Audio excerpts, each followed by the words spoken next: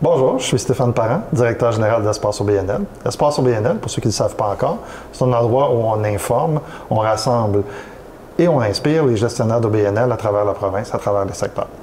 Aujourd'hui, on va s'inspirer du temps, puis on va parler de crise d'enjeux de médias avec notre invité Steve Flanagan. Bonjour Steve. Bonjour. Je vais te laisser te présenter pour ceux qui ne te connaissent pas encore, même si c'est notre troisième capsule ensemble. Mais c'est toujours bon parce qu'il y a des gens qui attrapent ça sur le vol puis ils n'ont pas vu le contexte.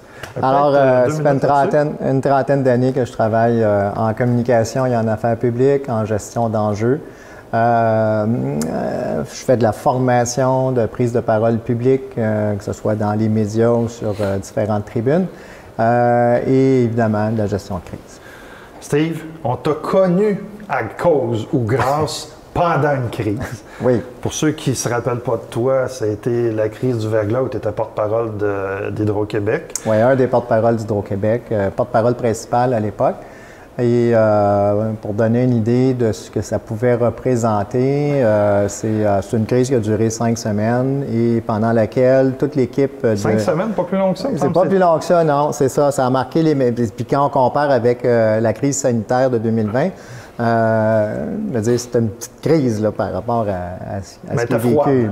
Oui, elle était froide. Mais en 5 semaines, on a donné, l'équipe de porte-parole, 3000 entrevues, ce qui était l'équivalent habituellement d'une année complète d'entrevues médias. Fait que l'école de la gestion de crise, tu l'as faite à la dure il y a quand même quelques années. Ça, oui. il y a eu toutes sortes d'autres épisodes qui ont permis à l'industrie des relations publiques de gérer. Un autre épisode célèbre d'à peu près de la même époque, c'était la crise de Bill Clinton, où on a appris que dire la vérité, ça pouvait être payant. Oui. Fait que je suis curieux de t'entendre, puis on va parler de ça aujourd'hui, parce que des OBNL qui sont sur la sellette, il y en a de plus en plus. On cherche souvent la petite bébite. On voit que l'environnement journalistique change aussi. Oui. On voit aussi qu'on a moins le droit à l'erreur et que tous les comportements qui sont frauduleux, peu acceptables, peuvent vite dégénérer, même si ce n'est pas des comportements d'organisation, mais c'est des comportements d'une seule personne. Oui. Fait qu'on est soumis, dans le milieu des OBNL, à vivre plus de crises et à en gérer un plus grand nombre. On va commencer par définir c'est quoi une crise, un enjeu. Je suis curieux de t'entendre là-dessus. Oui, moi j'appelle plutôt ce type de gestion d'enjeux une situation d'urgence plutôt qu'une crise. Une crise, c'est une fracture. Donc, on ne veut pas se rendre à une fracture entre une organisation et l'ensemble de ses parties prenantes, ou l'ensemble de son écosystème. Alors, on va plutôt parler d'une situation d'urgence parce qu'une situation d'urgence, ça se gère. Donc, à partir du moment où on fait face à une situation d'urgence, là, à ce moment-là, la gestion des opérations ou de cette situation-là va faire foi de tout. Donc, du succès ou de l'échec. Et selon toi, c'est quoi les indicateurs à l'interne que ça s'en vient, qu'il va se passer quelque chose? Ah, mon Dieu, il n'y a pas, en fait, il n'y a pas d'indicateur parce qu'on dit toujours, après, je l'aurais vu venir. Mais c'est après, là. Bien, en fait, il faut toujours être en alerte, je dirais, par rapport à l'évolution de son environnement d'affaires. Il peut y avoir des signes avant-coureurs, comme il peut ne pas y en avoir. Alors, c'est sûr que le nombre, ou en fait les cas types de situations d'urgence, c'est-à-dire il y a un vaste éventail auquel on peut être confronté. Fait que c'est vrai que c'est pas toujours le cas là, où on est capable de voir venir les choses comme telles. Chaque semaine, on envoie des OBNL. Ouais. Présentement, là, pour ceux qui ne savent pas, on est en période de COVID. C'était We Charity avec M. Trudeau. Il y a eu le cas de Jury Pop il y a quelques semaines, l'Institut de développement urbain. Je peux en nommer là, le Musée des Beaux-Arts de Montréal, ainsi de suite. Ce sont tous des OBNL qui se sont ramassés dans les médias. Comment on se prépare comme organisation? Parce qu'il y a une question de préparation aussi. Il y a une préparation, oui, c'est ça. Il faut toujours anticiper la situation d'urgence. Autrement dit, dans une organisation, c'est primordial d'avoir un plan de gestion de situation d'urgence. Donc, avec une cellule de crise qui sera porte-parole, comment l'information sera recueillie, comment l'information va circuler. Je vais être franc avec toi, là. J'en vois pas beaucoup qui sont là. Ouais. Bien, même les grandes organisations sont pas... Par exemple, les municipalités au Québec, de par la loi, sont obligées d'avoir des plans de mesures d'urgence, puis je pense qu'il y a encore le tiers des municipalités au Québec, les plus petites, qui en ont toujours pas. Alors, on peut facilement penser qu'une vaste majorité des OBNL au Québec n'ont pas de plan de mesure d'urgence. Puis on le comprend parce que dans le quotidien, ce n'est pas nécessairement une priorité. Ceci étant dit, dans la gestion des risques d'une organisation, une crise doit être prise en compte et à ce moment-là, c'est de se dire, bon, bien, si je me retrouve dans une situation ou dans telle situation, comment on va la gérer. Donc, c'est pour ça que minimalement, il faut prévoir notre cellule de crise. Elle implique qui y participe, comment vont se prendre les décisions, comment l'information va circuler au sein de l'organisation. Donc, autant auprès du conseil d'administration, par exemple, qu'auprès des employés, et comment, après ça, on va communiquer avec l'externe comme tel. Deux choses que j'aimerais, juste une petite note pour nos amis qui écoutent. On a un texte sur notre site Internet sur justement l'analyse de risque en OBNL, parce que c'est une des grandes responsabilités des conseils d'administration. On sait très bien que beaucoup d'entre vous n'avaient pas d'évaluation de vos risques et encore moins de mesures de contingence pour le faire. Fait que je vous invite, je vais mettre le lien dans le descriptif en bas. Dans ce que tu viens de dire, il y a une grosse notion de communication interne. Oui. Dans beaucoup d'OBNL, il y a des parties prenantes qui sont externes, il y a des parties prenantes qui sont internes. Je pense entre autres beaucoup aux donateurs, aux bénévoles, oui, aux membres. J'aimerais ça qu'on rajoute une couche de communication interne dans ce qu'on peut proposer comme solution. En fait, ce qui est important, c'est qu'à partir du moment où on se retrouve dans une situation d'urgence, il y a un état de situation à faire. L'état de situation sera communiqué à l'externe parce que fort probablement qu'on aura des médias, par exemple, c'est ça, la partie médiatique. Qui vont s'intéresser à nous. Mais en même temps aussi, cet état de situation-là doit être partagé à l'interne, doit être partagé auprès de nos partenaires, doit être partagé auprès de nos donateurs, donc de l'ensemble de notre écosystème, pour qu'on puisse accompagner tout ce monde-là pendant toute la durée de la situation d'urgence, pour pas que les gens apprennent nécessairement par les médias ce qui se passe. Puis, si tant est qu'on est efficace, on va être capable à ce moment-là même de pouvoir informer l'interne, les clientèles internes, informer nos partenaires avant même d'informer, par exemple, le grand public. C'est sûr que pour un membre ou un bénévole, apprendre ce qui se passe dans les médias plutôt que d'avoir une communication interne, c'est frustrant, là. Absolument. Alors, ce que ça suppose, c'est d'être capable d'avoir les répertoires et les outils nécessaires pour rapidement formater l'information puis la diffuser là, auprès de cette clientèle-là. Comment tu trouves la maxime? Je pense que c'est Churchill qui disait qu'il ne faut jamais gaspiller une bonne crise. J'espère que je cite la bonne personne. Dieu qui ne se retourne pas dans sa tombe. Les Chinois, dans le fond, écrivent crise par opportunité. Okay. Alors, parce que dans chaque crise, il y a un enseignement. Dans chaque situation, il y a un enseignement. Autrement dit, si une situation se produit, c'est parce qu'en quelque part, il n'y a pas eu un paravent là, pour venir stopper. Puis là, rendu là, on peut prendre toutes les sortes de crises qui puissent exister. Inévitablement, une organisation va en vivre au moins une dans son histoire, oui. Malheureusement. Mais ça peut être de toutes sortes. Une crise climatique, par exemple, peut affecter un OBNL, ne serait-ce que parce qu'il sera privé d'électricité pendant plusieurs semaines. Plusieurs ont été les inondations il y a 2 ans. Des inondations. Ont fait mal à plusieurs les changements climatiques aussi peuvent affecter d'une manière ou d'une autre oui. certaines OBNL. La crise sanitaire actuelle Je veux dire, on n'est pas sorti encore. C'est la mère de toutes les crises au niveau des dernières années. Oui, c'est ça.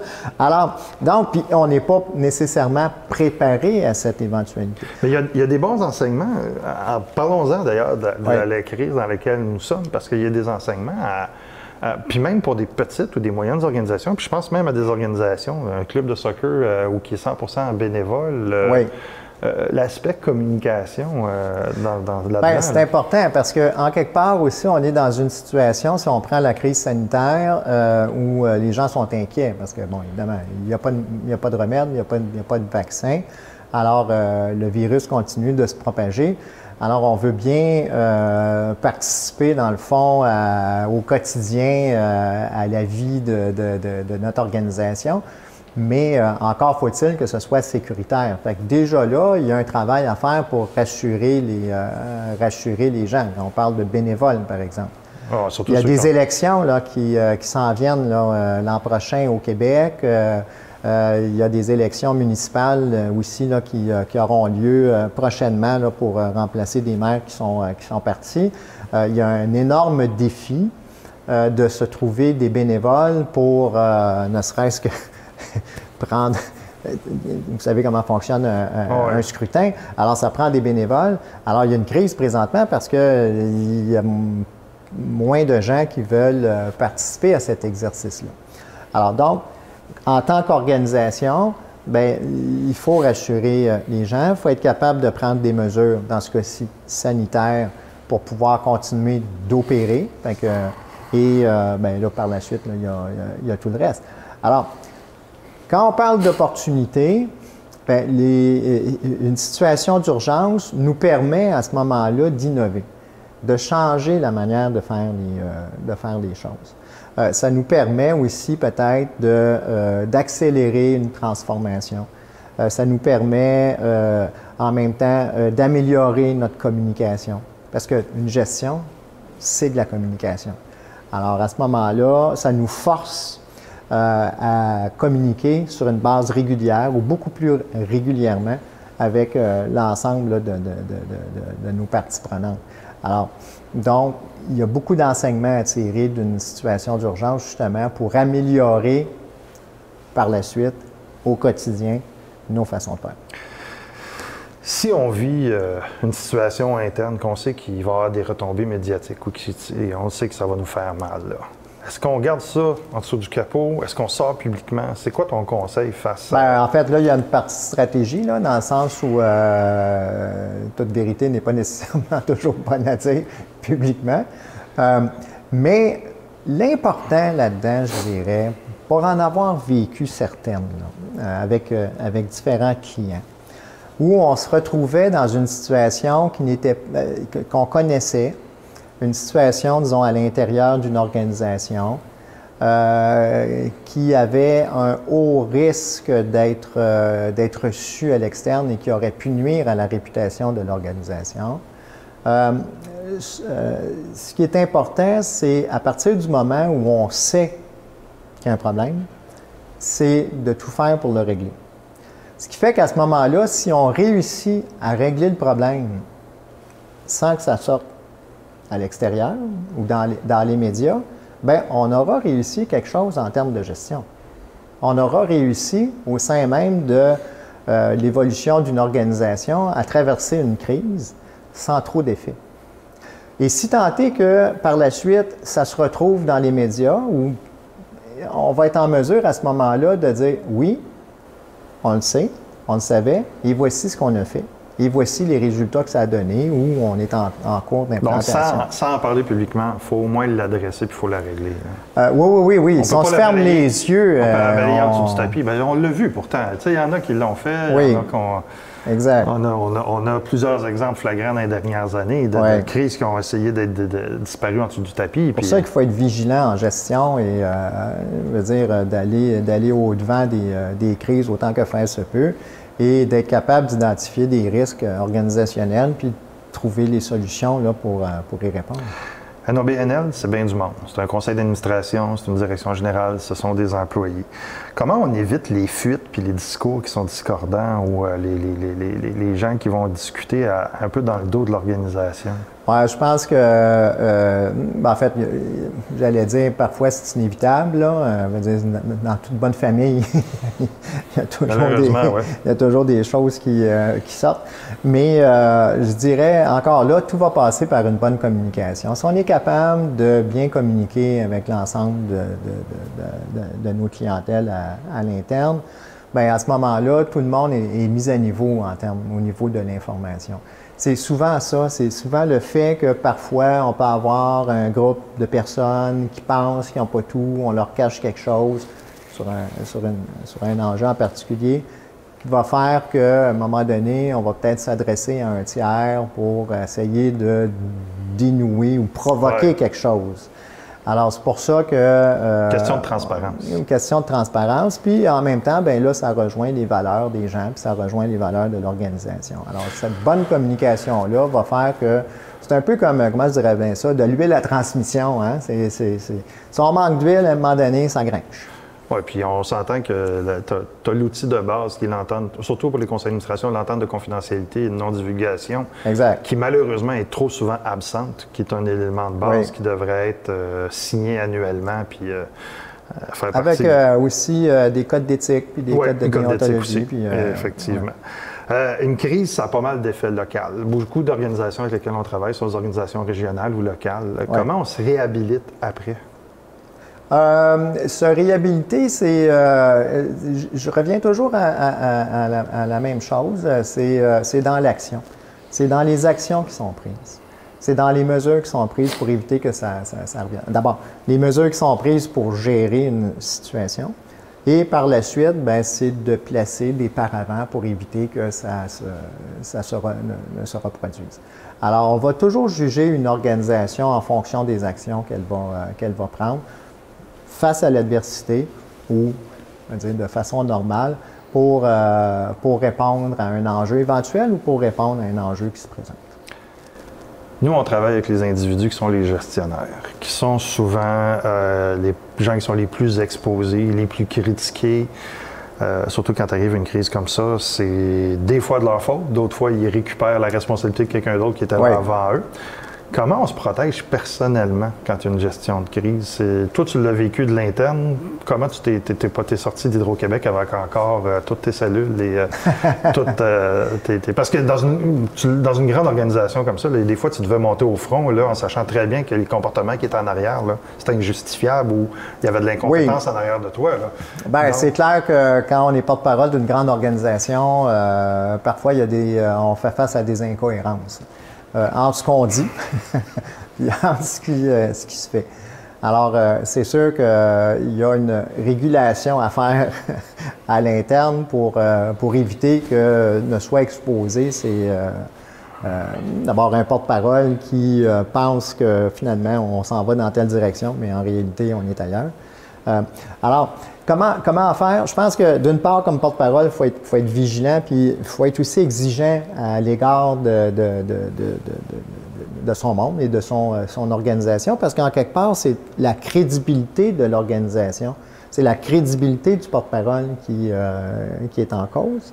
Alors, il est tout à fait normal qu'on veut s'assurer que ce qu'on s'en va dire publiquement, bien, on est sur du béton. Ça, c'est le premier élément. Deuxième élément aussi, quand on est porte-parole d'une organisation, on est porte-parole de l'organisation. C'est pas nous, là. Il y a comme un voile aussi. Il faut être capable de faire la différence entre le citoyen et également le rôle de porte-parole qu'on a. Alors, autrement dit, la journée finie, on l'enlève, on demeure porte-parole pareil. Ça nous suit. Ah, oui. Mais en même temps aussi, c'est comme on n'a pas non plus à prendre sur ses épaules, l'ensemble du poids de l'organisation, puis de traîner ça à tout bout de champ. Il faut vraiment se donner un espace où on va être capable de respirer là, par rapport à notre rôle. Est-ce que les crises, c'est comme les disparitions d'enfants, c'est le premier 24 heures qui est le plus important? Ou... Oui, en fait, c'est comme si on prenait un sablier puis on le mettait à l'envers. C'est le temps qu'on a pour aller s'installer dans l'espace public. Puis généralement, le sablier, là, c'est le sablier pour un jeu pour enfants. Il est tout petit comme ça. Okay. Fait qu'on a très peu de temps. On disait, quand je commençais ma carrière, on pouvait avoir jusqu'à, mettons, un bon 24 heures avant de s'installer. Il y a quelques années, on parlait du golden hour. Donc, on se disait, on a 1 heure pour s'installer. Maintenant, c'est immédiat. Alors, c'est pour ça qu'il est important dans la gestion des risques d'une organisation de prévoir comment on va gérer une situation d'urgence et d'avoir déjà de prévu les différents mécanismes pour aller chercher l'information le plus rapidement possible. Parce que la première étape d'une gestion de crise, c'est d'être capable de faire un état de situation le plus rapidement possible, de le communiquer, et ainsi cet état de situation-là va nous permettre de prendre des décisions qui vont nous mener à des actions pour venir rétablir la situation. Et on va communiquer, dans le fond, sur les actions, chacune des actions qu'on va prendre, puis les résultats éventuels. Merci, Steve. Écoute, j'espère qu'on ne vivra pas trop de crises. En même temps, je sais que les gens peuvent te rejoindre facilement s'ils ont des crises à gérer et ont besoin d'un coup de main. Je te remercie de ta collaboration et de l'information que tu nous as donnée. Je vous invite à commenter la capsule, le petit pouce en l'air si vous l'avez apprécié, et je vous souhaite une bonne fin de journée.